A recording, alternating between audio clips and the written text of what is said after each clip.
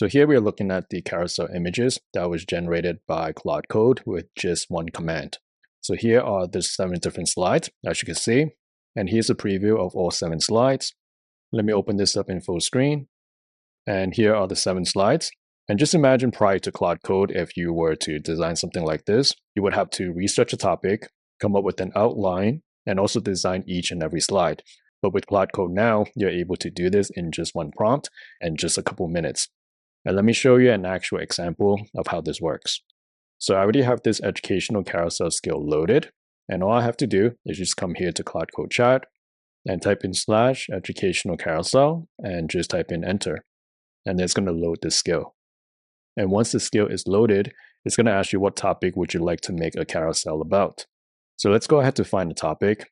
And let's say if I want to make the carousel on this topic that we are seeing here. So what I'm going to do is that I'm going to copy this URL and come to Claude Code and just paste in the URL.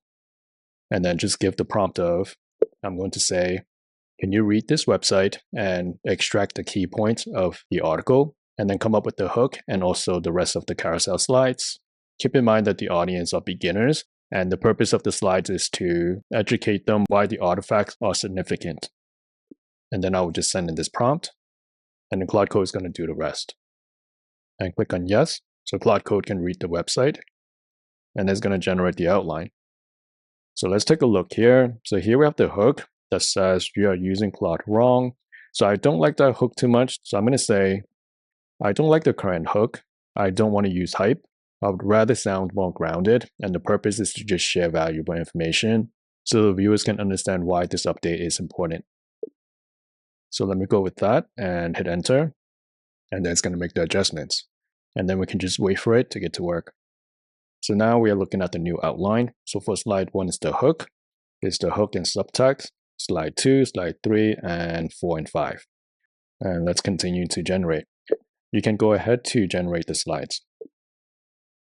So any changes that you need to make, you can just directly speak to Claude Code. And by speaking to it instead of typing, it's a lot more efficient and it's a lot faster.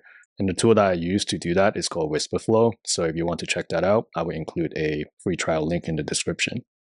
And then it's going to start generating all 5 slides in parallel. And then we can come into Workspace, come to today's date, and let's go to Claude-Artifacts.